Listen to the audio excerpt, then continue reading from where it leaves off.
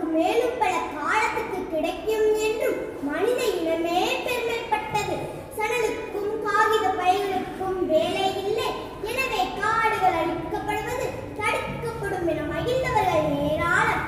ஆனால் இந்த பெருமை மகிழ்ச்சி எல்லாமே அரை நூற்றாண்டு காலத்தில் மறைந்து இந்த பிளாஸ்டிக் மனித இனத்துக்கு மட்டுமல்ல, உலகில் உயிர் வாழும் ஏராளமான உயிரினங்களுக்கும் மிக பெரும் அச்சுறுத்தலாக மாறிவிட்டிருக்கிறது.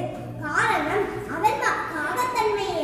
ஒரு பிளாஸ்டிக் பையின் பயன்பாடு அதிகபட்ச 10 நிமிடம், ஆனால் அது மக்குவதற்கு 1000 ஆண்டுகள் கூட ஆகலாம். இவை நிலத்தில் சேர்ந்து மழை நிலத்தடி நீர் மட்டத்தில் சேர்ந்து சேர தடையாக உள்ளது. இதனால் நிலத்தடி நீர் மட்டம் குறைகிறது.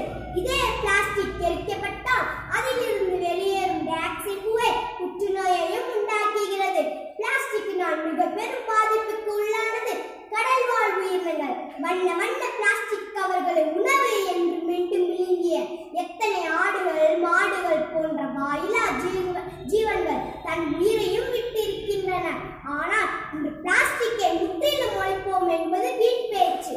காலை தினமும் தன் விழித்தானால் கை தரும் டூத்பிரஷ் பிளாஸ்டிக், டூத்பேஸ்டும் பிளாஸ்டிக், வாளி மக்கும் பிளாஸ்டிக், போல் இரவும் பகல் என தொடரும் பிளாஸ்டிக்கே என்று பாட்டே பாடலாம். காலையில் பிளாஸ்டிக் பிரஷில், பிளாஸ்டிக் உரையில் உள்ள பேஸ்டில் பல் துவைத்து, பிளாஸ்டிக் டப்பாவில் உள்ள சோப்பை போட்டு, பிளாஸ்டிக் வாளி மக் கொண்டு குளித்து, பிளாஸ்டிக் நான்ஸ்டிக் தோசைகளில் தோசை சுட்டு, பிளாஸ்டிக் நாற்காலியில் அமர்ந்து சாப்பிட்டு, பிளாஸ்டிக் பையை எடுத்துக்கிட்டு பாதி பிளாஸ்டிக்கினாலான வண்டியிலே பள்ளிக்கோ அலுவலகத்துக்கோ போய் பிளாஸ்டிக் கணினியில் வேலை பார்த்து, பிளாஸ்டிக் பேனாவில் எழுதிவிட்டு வீட்டிற்கு வந்து பிளாஸ்டிக் தொலைக்காட்சியில் படம் பார்த்து, பிளாஸ்டிக் பாயில் படுத்துக் கொண்டு பிளாஸ்டிக் செல்போனில் பிளாஸ்டிக்கை ஒழிப்போம் என்று ஸ்டேட்டஸ் போட்டால் மட்டும் போதுமா? பிளாஸ்டிக்கை முற்றிலும் தவிர்க்க முடியாது.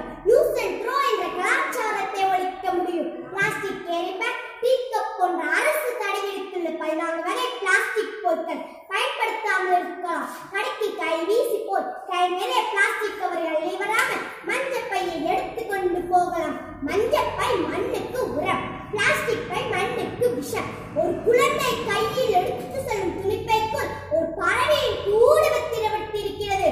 ஒரு மீன் வாழ்வதற்கான கடல் காப்பாற்றப்படுகிறது. ஒரு ஆமையின் ஈரமுட்டைகள் கலகலப்படுகின்றன. ஒரு காட்டின் முதல் விதை முளைத்தெழுகிறது. எல்லாவற்றுக்கும் மேலாக இன்னும் பிறக்காத இன்னொரு குழந்தைக்கான தாய்ப்பால் சூறைக்க காட்டியிருக்கிறது.